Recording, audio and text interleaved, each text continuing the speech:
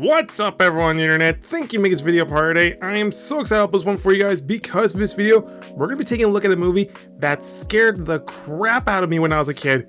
War of the Worlds. So this movie came out back in 2005 and was directed by Steven Spielberg, and after learning about this film, I found out that this was inspired by a 1953 film and a 1938 radio drama that was based off a novel that was published in 1898 by H.G. Wells. And while each differ in terms of when each rendition takes place, they follow the same formula where aliens are watching us, they invade the earth, and the world goes to hell. But looking at the film, one of the things that I loved that terrified me as a kid was the open narration.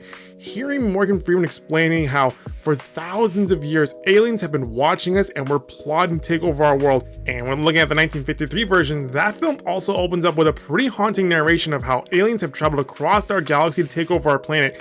But anyway, going back to this movie, I love how from beginning to end, Spielberg takes you on a journey that really makes you wonder, what would you do in this sort of situation where extraterrestrials have come up from out of the ground, which threw me off guard because when you think of aliens, you typically assume they're going to come flying down from spaceships. But what Spielberg does is how he takes notes off of the original book and has these aliens come up from out of the ground, these large giant walkers that zap and snatch people up. And when you see these large vehicles come up from out of the ground, it also adds a bit of mystery because while we as the audience are terrified of these things, we also wonder how long were they in the earth. Now going back to the story, the movie focuses on Tom Cruise, who plays a divorced husband who has to look after his estranged kids while their mom goes to Boston, which I'm pretty sure he thought, it's just one weekend, he can handle these kids for one weekend. Well, things go straight to hell the second she leaves the scene as aliens come up from out of the ground and start vaporizing people.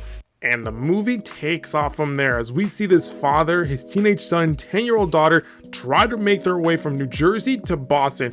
Now, what this dynamic between characters is so interesting is how at the start of the journey, this father has no idea on how to treat his kids, given how it's been years since he last saw them. And I really liked how he's not dad of the year at the start of the invasion. It's more of like a push and pull relationship as we see develop throughout the entire film, where his daughter sort of listens to him, but at the same time, his son pretty much completely ignores him. And as the movie progresses, we see our main character start to develop some kind of father relationship with his kids as his parental instincts start to kick in, where his main goal is to protect his family. Now, we don't see it with his teenage son because obviously teenagers ignore everything we say, but we do see some connection between him and his 10-year-old daughter, given how she's a kid and needs an adult to seek refuge. And I really loved how over the span of several days, we see this adult man become a real father to these kids. I mean, he may have missed most of their lives, but he was there when they needed him the most.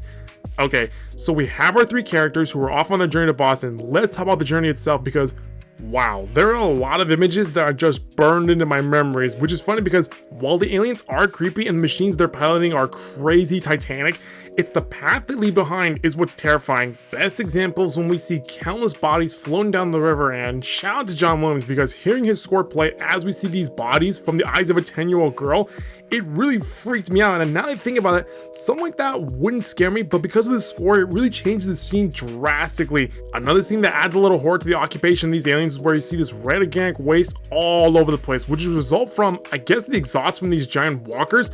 Now, while that scene freaked me out, what scared me even more is when you see these walkers snatch up people. And the reason why I was so scared as a kid was because I was, and still am, afraid of being swallowed alive. Now, while some will say being eaten alive and swallowed alive are basically the same thing, I beg to differ. Eaten alive is when something takes pieces off of you and chews you up. Swallowed alive is when something envelops your entire body. I get a bit claustrophobic, so when I saw some of these people get swallowed by these giant machines, it scared the crap out of me. But I also love how throughout the movie, we encounter several cases where we ask ourselves, what we do in this sort of situation, but by the time we come up with an answer, the intensity of the scene brings out the action so fast that we don't have time to process our thoughts on what we would do. It's almost like a survivor horror game where we only have seconds to make split choices that can alter the story.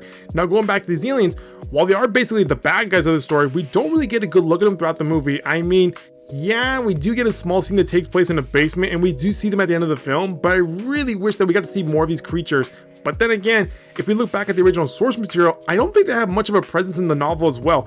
And looking back at the overall story, the overall theme is about reconnecting with people and staying together during a time of crisis, which is what we see with this estranged family as we watch his father, who has never seen his kids for so long, try to establish a bond with them while there are aliens invading the planet. And so going back to my overall complaint that we don't really see that much of these aliens, I feel like this apocalyptic road trip is pretty much a side story to a much grander story. Now, if we were following from the perspective of a soldier during this invasion, I think we might have had a different experience where we would have seen more of the aliens. But despite my little complaint, I still had an amazing time with this film as we see Steven Spielberg go back to his roots, as this story feels a bit of a combination between Jaws and Close Encounters with the Third Kind.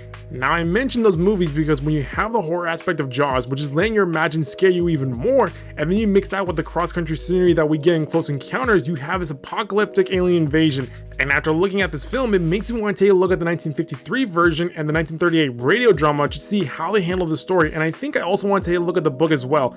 But anyway, if you want to watch a Steven Spielberg movie about a family road trip while aliens are vaporizing people, I highly recommend you watch this film.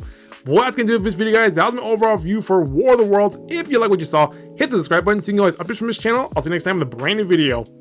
Bye-bye.